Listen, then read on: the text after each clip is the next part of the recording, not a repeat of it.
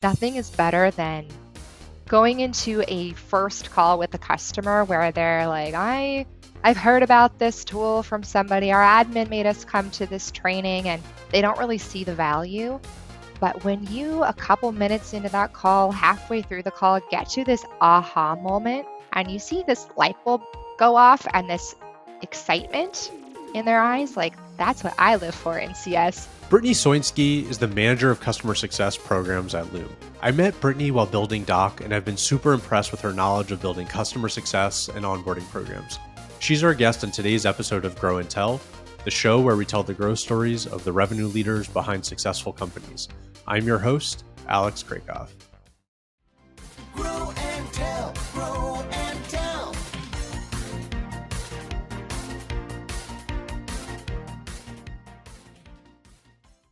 Brittany has spent the last 4 years building customer success programs for major tech companies. She was an enablement manager at Wrike, a senior customer success architect at Mural, and today she is the manager of customer success programs at Loom. In her year plus at the company, she has completely re-architected their customer onboarding program. Today, Brittany shares what it's like to work in success enablement, how to build a successful onboarding program, and how to measure onboarding success. And stick around till the end to hear Brittany's number one tip for sending looms. I hope you enjoyed today's show. Let's start the conversation with your time at Wrike, which was a project management software. And I think while you were at Wrike, you managed a book of business dealing with a number of different customer segments. I'd love to know what that experience was like being a customer success manager. You know, I always say that maybe I should have paid Reich for my time there because it was truly like going to a SaaS university. I learned the foundation for everything I know today from my time at Reich. Something that was really special and unique about Reich is the way that we supported our customers. And in customer success, we really got to focus on the adoption and activation piece. But even though I was focusing on that specifically, I got to learn a ton from our other teams. We had a team that specialized in onboarding, that was our professional services team. We had account managers who focused on upselling. We had a renewal team who focused on renewing the account. So it was this really unique opportunity to focus on what does a CSM need to do in order to inspire an account to actually adopt this new way of working? And what did you have to do that? Like as a CSM, right? Like there's so much change management, there's this new way of working. Like how do you actually inspire kind of that engagement and getting them to sort of do your desired outcome within the software product? That's a good question. And I'm so thankful that I had the time while I was at Reich to explore that. Having seen the company go from about 50 employees when I started to about 1,000 employees when I left, I can tell you that it wasn't necessarily like, do this and you'll see adoption. It was a very trial and error type system in order to figure out what worked. And I would say what ultimately we found worked with the customers was helping teams to see the vision for what a future state could look like for them. While you were at Reich, you transitioned into an enablement role where you supported the services and or success and services teams. And so I'd love to know what that transition was like. What's the biggest difference between being a customer enablement role versus like a customer success role? So I'll tell you just really candidly and humanly kind of how that came about in my career path. I was a CSM for several years at Reich. I was traveling a lot. I was starting to take on more enterprise customers and accounts. I was going abroad. And I had my first son, Cody. We were still back in the office during this time, so I was commuting every day. I had a little guy at home, and it just honestly got to be too much for me. And I got to the point where I was actually going to leave the organization. And I went to my leadership and told them kind of what was going on. And they said, we see this really unique talent you have to inspire and motivate others and kind of do this training and enablement. And they actually built this special role for me as our very first customer success enablement manager.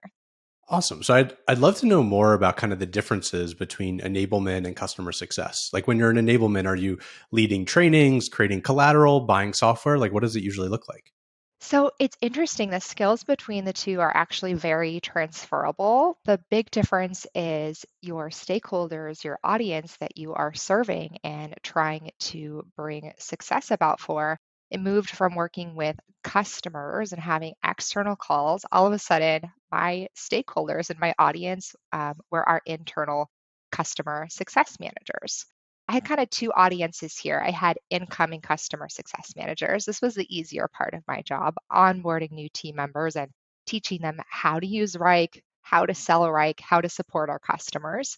And then the more challenging part of my job, but what I really loved was getting to work with our existing CSMs and helping them to adopt new ways of working, rolling out new softwares, doing procurement, helping with soft skills, and ultimately helping them to level up in order to better support our customers. And what does that actually look like? Are you sort of interviewing CSMs and being like, how can I help your job? Or what other software? Or is it like a weekly meeting cadence? Or yeah, what does that kind of collaboration internally look like? So I would sit in on GTM leadership meetings as the liaison for customer success. And my job was just kind of listen out for what are some things that need to change in our org, what are some processes we want to roll out. I would meet with different functional leaders, different team leaders, like professional services, customer success, and try to understand, how are things going today? What does a day in the life look like for a CSM today? And what are some things that we want to try to do differently? It was my job to come in and unlock those functional leaders and take kind of the heavy lifting of creating really thorough documentation and training, taking kind of their vision and bringing it to light in a very organized way, translating that to our customer, the CSM, in a way that they were really easily able to understand and grasp. And so after Reich, you went to work at Mural, which is a really cool like digital whiteboard company. And the product is very collaborative by nature. And I imagine it led to some pretty interesting ways to work with customers kind of during a meeting. Can you talk a little bit about facilitation and how it's such an important skill for customer success folks? Yeah, I honestly wouldn't have thought that facilitation was such an important skill, but having worked at Mural for a year and learning about how to speak to audiences and how to storyboard, I think it is such an essential skill that every customer success manager should learn about. Even when thinking about putting together an onboarding or a training session for a customer, the very first thing I learned how to do at Mural was to storyboard and think about this idea of it's called Bloom's taxonomy. So have you heard of Bloom's taxonomy No, I before? haven't. Yeah, tell me about it. Okay. So Bloom's taxonomy is essentially what do you want an audience member to do after they digest this content? Do you want them to just understand it, just to hear it and understand it? Do you want them to remember it? Or do you want them to apply it, analyze it? So it starts with what do we want our audience to do after this session? And then you kind of back into the training pieces with that in mind. If you just want somebody to understand something, you're going to design a training that's very straightforward, dissemination of information. If you want somebody to be able to apply something, you actually have to build that into your training and give people the opportunity and the ability to try it. So it really changed the way that I designed programs, whether it be for customers or for internal CS enablement purposes, very outcome based design. Specifically, my favorite methodology to root program development in now is human-centered design. Are you familiar with human-centered design? I know about it a little bit. Like I know like IDEO, right, is a big agency that sort of hmm popularized that concept. But yeah, why is that such an important skill for customer success folks? I think it's really important in general in customer success to root everything you're doing in some kind of methodology. In CS, we can wear a lot of different hats. Our roles can go in a lot of different directions. But by working within a framework or a method, you can really help to become a lot more organized. Other methods you might be familiar with are the Agile framework or the Lean methodology. Why I really like human-centered design, there's kind of three key principles here. It starts with ideation and this idea that no idea is a bad idea. So generate and brainstorm as many ideas as possible. You make sure to root those in empathy for the people that you are working with. That's where the human-centered design comes in. And then the last piece, and my favorite part, is experimentation. So there's kind of this nature built into it of fail fast and learn. It's okay to have a lot of ideas, prioritize them, try them, and when they fail, to learn from them. So that's why it's my favorite methodology, because having this, a space for yourself to experiment and learn has been really effective in helping to level up any of the programs that I'm building for our customers. Yeah, I mean, so much about startups and kind of the business we're in is trying things, failing, iterating it, making it better. And so I can see why human-centered design just makes that, I don't know, adds sort of a structure and a framework to kind of manage all that chaos, and also, yeah, helps you really build an effective program that actually kind of moves a customer to take the action that eventually you want them to do. I want to share with you while we're kind of on this topic of failing and learning. When I worked at Wrike, one of my favorite things that I've carried with me through my career were we had some mantras in CS, and they were fail gloriously, no egos, and best ideas win. Now, you would think fail gloriously, like, at first when I heard that, I was like, I don't want to fail gloriously. But, we actually really broke down the stigma around this. We would have our monthly customer success meeting, and every meeting, somebody was nominated as the winner for each of these categories. So if you really took a big swing and it didn't pan out, you'd be nominated for the Fail Gloriously Award for that month. And it just made it fun and funny. And we really saw, the results of people taking bigger bets, experimenting with things within the framework of, it's okay, let's all learn from it and try something else. And that's startup life for you. Yeah. That's such an amazing story to showcase like how you build an effective culture too, because you can just put values on the wall and then, people believe in them or ignore them, but then having that feedback loop and actually celebrating bad things or just celebrating your values in general and incorporating that into like the team culture is just so important. So yeah, love that story. Um, the other day, me and you were talking, and you had mentioned this concept of utilization rates and health scores. Can you talk about kind of what this process looks like and explain why it's such a valuable concept for customer success folks to understand? Yes, I wish everybody would use this method of health scoring for their customers. I think we can get really complex and complicated when we are measuring what success looks like. This is a method that I learned when I was working at Mural.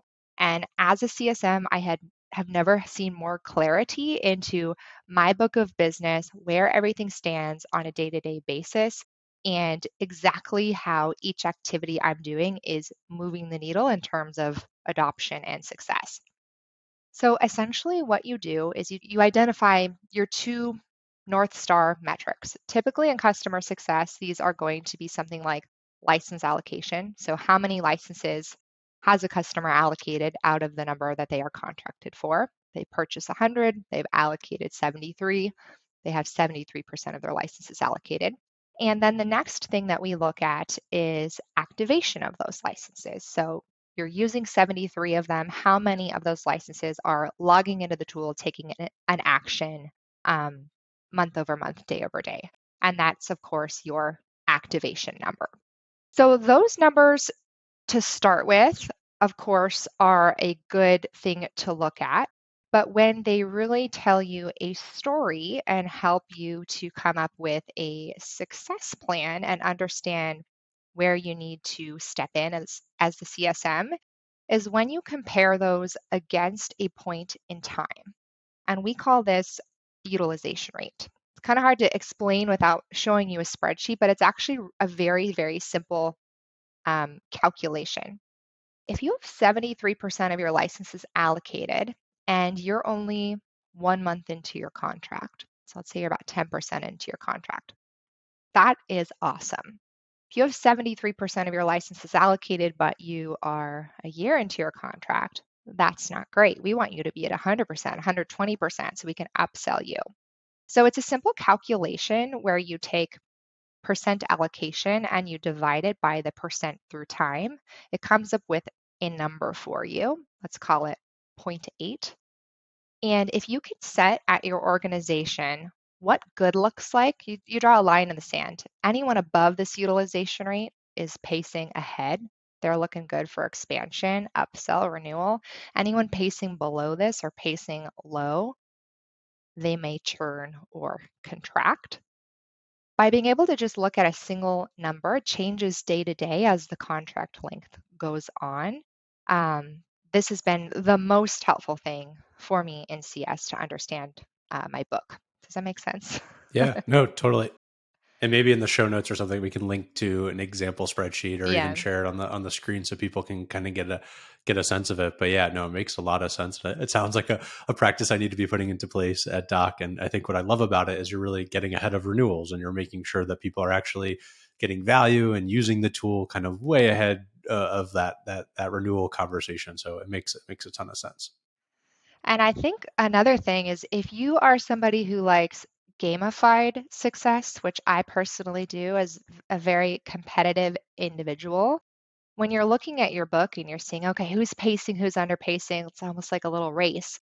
It's very motivating, and you can really see why it's so important to front load your accounts with success in onboarding in the beginning. If you can get your customer pacing and their, benchmark score, their utilization scores up to a 4 at the beginning, I know I can let off the gas a little during the, activation period. That number is going to go down. But by really front loading an account, it saves me a lot of headache come renewal time trying to get that utilization up. Yeah. And I also imagine it's just a great way to manage a customer success team and get insight into like how well everybody is doing in terms of like, the customer success team impacting the customer's adoption of the product. So yeah, I love it. It's also helpful, Alex, if you're thinking of different teams do things differently. Some teams look at individual books of business dedicated to each CSM. Other teams look at things on a team goal or a group basis. The whole team wants to move their customers to this success metric. I've found it's very helpful for culture in CS specifically if you guys are kind of working towards, a group utilization rate. Each person, of course, still manages their own accounts and works them, but when we can look day over day at where we're moving as a team for our whole book, it's super helpful for that initiative too. Yeah, that's awesome. I can't wait to use it at Doc. Another concept you mentioned to me was this idea of like a team impact discovery. Can you elaborate on that a little bit and explain to the audience what you mean by that? So this is something that I learned at Mural, and it is my secret weapon in customer success. I tell every CSM I know about this, and this is the most effective way that I have found to grow an account, multi-thread, and introduce new teams to your tool. And we're just starting to use it a lot here at Loom and seeing quite a bit of success with it. So, the idea behind team impact discovery is I think what's really key to growing an account is relationships with functional leaders. This is going to be a team lead, a manager, a director of a specific business function. Let's say we're working with VP of sales. First thing we want to do is just have a casual discovery chat with the VP of sales. We don't want to talk about our tool at all. Our goal on this call is just to get him talking as much as possible and do some discovery so that we have kind of all this ammo later to be like, oh, yeah, here's where our tool comes in. And it starts with just asking, what's a day in the life look like for somebody on your team? This is a really good opening question, gets this individual talking. Okay, we're in sales. Of course, our job is to get prospects to show up for demos so that we can convert them into a paying customer. They tell us about that. Then we ask, wave a magic wand, what would look different? And they say, well, we'd get a lot fewer no-show rates to the demos that we're scheduling, and that would help us close more deals. And then we say, well, that sounds awesome. Why can't you do that? Where's that magic wand? Why aren't you waving it? What are the blockers? This is when we get a lot of really helpful information and we learn a lot of the pain points that that customer is uniquely experiencing. We kind of keep these in the back of our brain so we can throw these in later when we position our tool as kind of the magic wand that they're looking for. So they share their pain points. And this is when we can say, you're thinking about purchasing our tool, or maybe you've already purchased our tool, but your team is thinking about adopting it.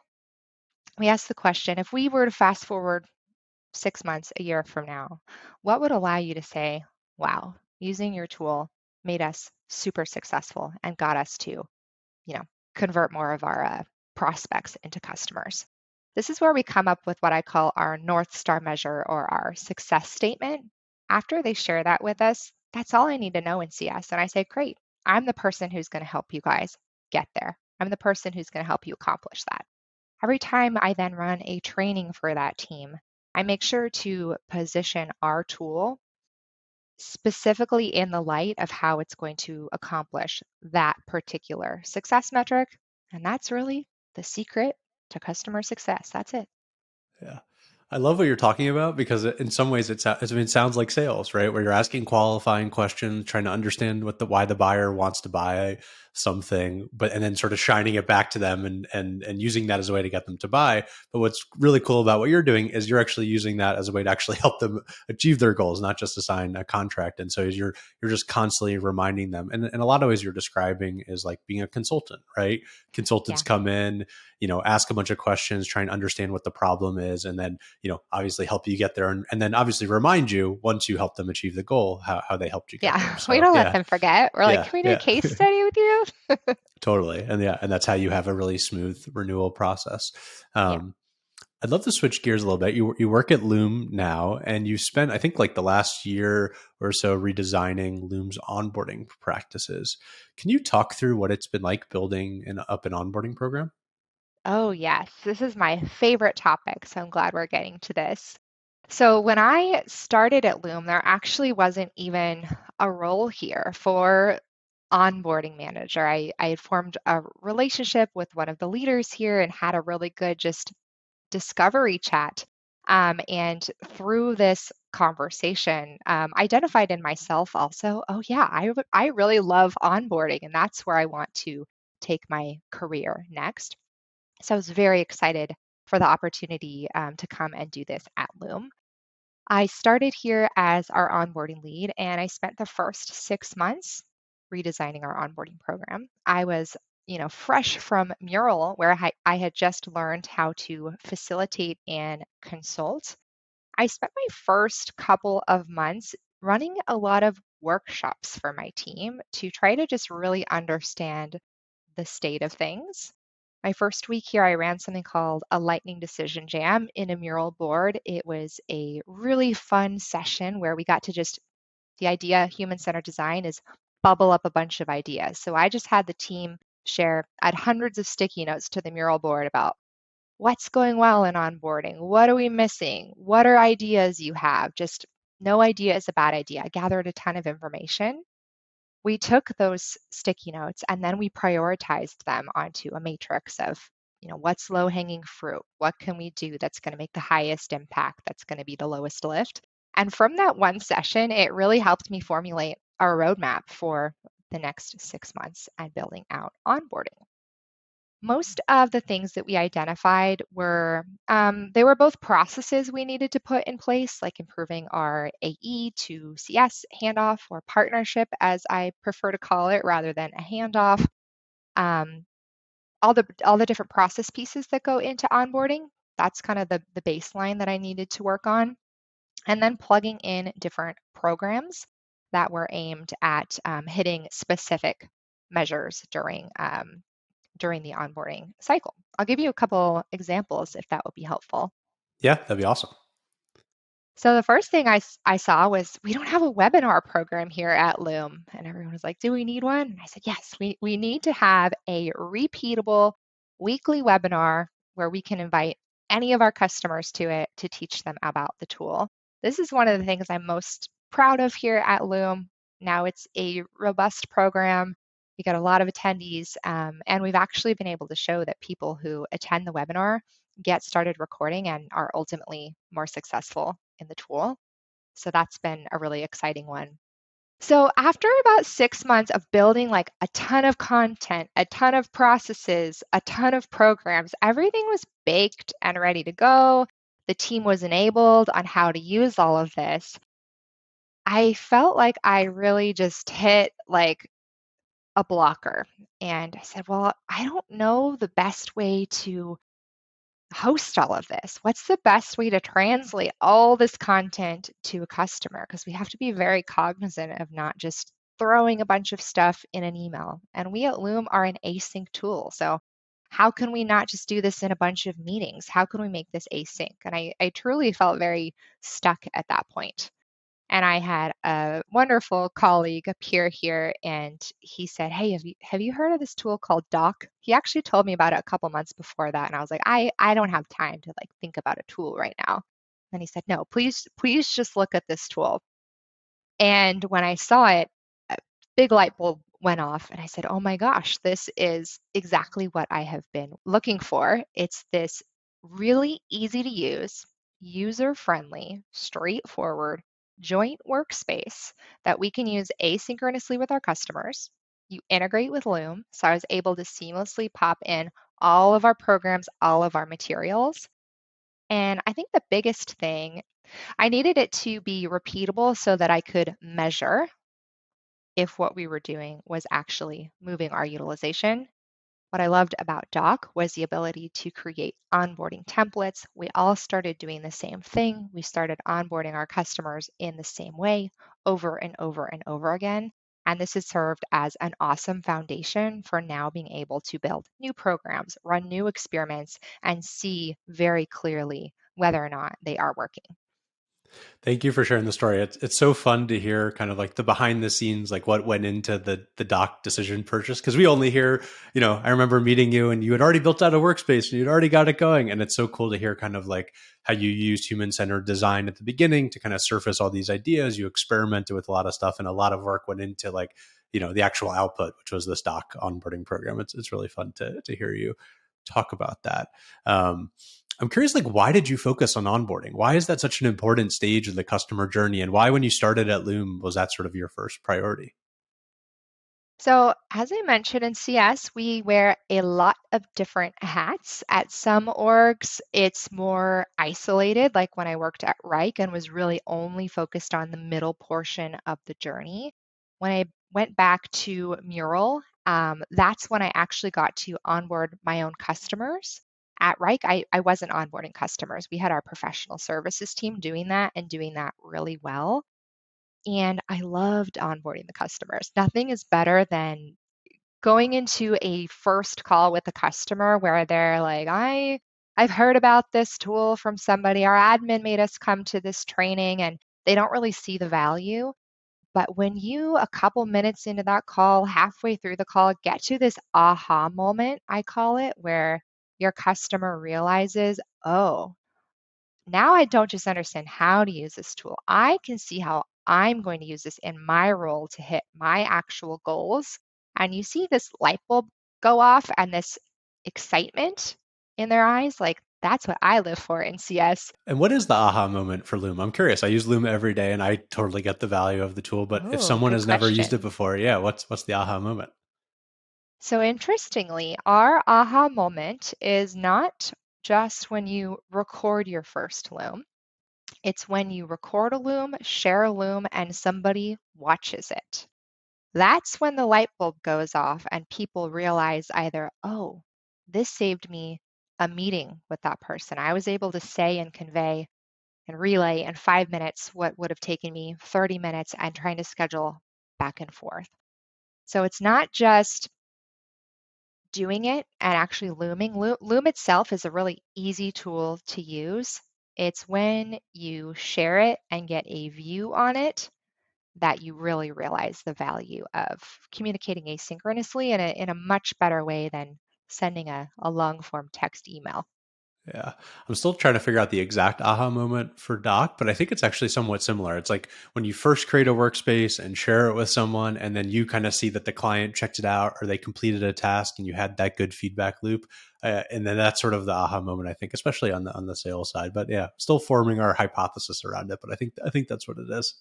And I'd love to talk more about this like sales and success relationship because like there's this infamous handoff at every company, sales and success, like sort of it always seems to get messed up and there's challenges and competing priorities and stuff. And I'm sure there's maybe some sales folks listening to this call. Like, what's the best way for the sales team to support the customer success team? Is it just like having really good notes in the CRM? Like, how do you think about that?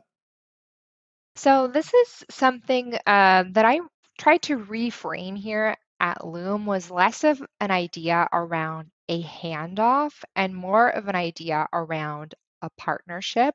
I knew we wanted to ask our AEs for a little bit more when an account was coming over for us, like we want you to fill in these specific fields in Salesforce and use cases and contact. Yes, there's a lot of things we would love to ask for in CS, but we knew if we were going to be asking for those pieces, it needed to be a give and take. And we also wanted to be providing value to them. So when I rebuilt out this process, I put together a bunch of resources from the CS side that sales could leverage pre sale, such as here's some pre recorded Looms talking about the value of customer success. Use these to help close your deals. We have a workflow in Slack. If you want to request a CS resource to come join you on a pre-sale call to talk about onboarding, to talk about success, just to introduce ourselves, to be a subject matter expert, we have a process for that. So I think it's really important to have a partnership rather than a handoff. It's got to be bidirectional. Yeah, no, it makes a lot of sense. And with some SaaS and subscription based businesses, it's not just about closing a deal and saying goodbye to the customer, right? It's you really need to build these long term relationships with your customers, prove out that value, and it starts in the sales process, but then the success team really brings that home and make sure that they reach that North Star metric, whatever they're going after. So Loom is product led company, right? Like you can just sign up and start using Loom. And I imagine there's a lot of like bottoms up adoption that kind of gets worked through in the sales process. But I'm curious from like your point of view, are there any unique challenges for onboarding or just customer success in general at a product led company? Yes, yes. I would say definitely there are. Something that's unique about Loom to other places that I've worked before is in other softwares I've worked at, there's a heavy technical implementation and there's a heavy learning curve to the tool. So in CS, we're spending most of our time on just training how to use the tool. At Loom, on the flip side, it's so easy to use, it's so intuitive, it's so flexible. You can use it for so many things. And even the admin setup is very easy to do. You would think in CS that would make our job easier, but it actually means we need to conduct a lot more change management because we're not, you don't just see the aha moment from learning how to use it. It's when you learn how to use it for your particular role. With this kind of bottoms up approach and this product led growth, what we typically see, kind of the typical path for a Loom customer, is somebody at an organization, well, usually a lot of people, hundreds of people, thousands of people at an organization hear about Loom and they go to loom.com, they click get started for free, they create their own workspace. And now all of a sudden we've got 500 workspaces that exist at an organization because multiple people with that email domain created their own workspace. Now, IT hears about this and they're like, hey, we'd like to turn on SSO. We want to be able to control provisioning and deprovisioning, access to the tool, privacy settings, security settings, and things of that nature. So they end up purchasing a Loom Enterprise agreement. This is kind of the most typical path we see for our customers. And that is why the very first part of our onboarding that we do with our customers, working with our admins, is working with them to consolidate workspaces. So we're often focusing on very technical pieces in the beginning, back end things, before we are able to launch into success planning and use cases. Yeah, it's so interesting to hear you think about this. Or hear you talk about this because, yeah, I mean, Loom is so integral into my day to day life in terms of working with my product team, working with customers. But yeah, it's just such a new way of working, and I imagine that, yeah, it definitely is it's a really interesting behavior change that you have to like adopt, like instill across a company. And Yeah. so, yeah, I could see the challenges there, and it's cool. Like the admin is kind of like your partner in crime to help push that change management across the company. It's funny, I use my husband here as kind of the guinea pig for Loom change management because we are very different personality types. I'm more extroverted, really comfortable facilitating and hosting, and he is much more introverted and would much rather send an email. He recently started his own law firm and he gets a lot of inbound lead calls. And I, of course, I'll run in the room and I'll be like, follow up with the Loom, send them a Loom. And I got him to do it once, but he'll always say to me after, like, I don't want to put on the camera right now and record a Loom. I'd rather send an email. And this is where we talk about that aha moment because, yes, it's easy to say, that's not my personality. I'd rather just send an email instead. But if you record a Loom after you get a prospect to call you, you show your face, you smile and wave, and you send that as your follow up, it's going to stand out amongst competitors. And when your prospect watches that video for the first time, that's what we call the aha moment, bringing Yeah. it full circle. And I think I don't know how much time Loom has saved me, but so much because I like respond to customer support with it. And yeah, oftentimes I don't turn on the camera because, I'm, still in my pajamas or whatever, responding to Yeah. support. But it's still so useful just to be able to show something instead of just having to like type out a really long email around something. Um, We're using Loom right now in a re-onboarding experiment, which you might find interesting. So I, of course, know like if my customers go through our doc onboarding and through all the steps, like they're going to get on that utilization and adoption curve and have no problem renewing a year from now. But since we just started this new process about 4 or 5 months ago, now we're going through and we're saying, okay, well, how can we get all of our existing customers who didn't go through this onboarding flow to go through it now?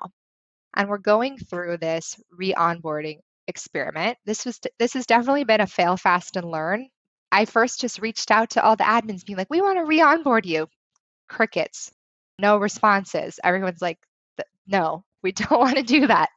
So what I've started doing is recording a Loom over a doc that has their name in it and kind of linking the doc in the call to action button in the Loom and showing them this is the value of this re-onboarding and here's why we want to do this with you. And I've been getting some replies to that. So still an experiment, but powering the two together has been the most effective way to do that so far. Yeah, it's very cool. It's like we're in this new world of like asynchronous working, and there's so many new tools at our disposal, and Doc and Loom are two of those.